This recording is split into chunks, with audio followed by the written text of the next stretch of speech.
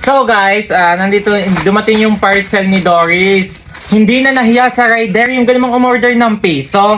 I-deliver, anong oras na? Ay, diniliver 6:35 na ng gabi. Walang kahihiyan ng babaeng yan. Umorder ng piso. I-deliver 6:35 PM. Diyos ko po, hindi na nahiyain. Ngayon ako na mag-unbox. Dahil wala din naman siyang kahihiyan sa nag-deliver. Hindi na din ako mahihiyang mag-unbox na rin. Tingnan nyo ang piso ha, ang halagang piso ha. Pag hindi naman kayo nanggigil. Tingnan nyo. Diyos ko, t-shirt na naman. Na ang size 3 3XL. Diyos ko po. Wala siyang aabotang unbox sa akin. Ano yan? Kaya wag nilang ipapapatak ang mga parcel sa akin. Talaga ako na nagbubukas. Kanino? Piso kay Doris.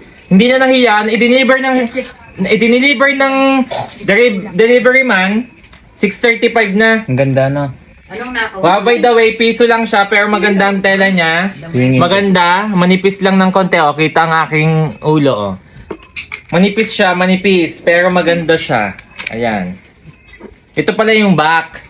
Ito yung front, o di ba? Shout out po kay Doris Priscilla na talaga pong sinasadya siya ng delivery man para lang po sa kanyang piso na order.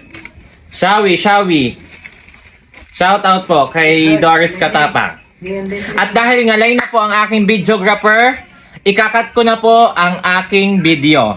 This is my mini vlog for tonight. Thank you so much po at shout out po sa aking cameraman na si Simon na naghahatid pa po ng jowa sa Los Baños, Yeah. Cavite. Post mo yan na. Shout out po kay Eliza.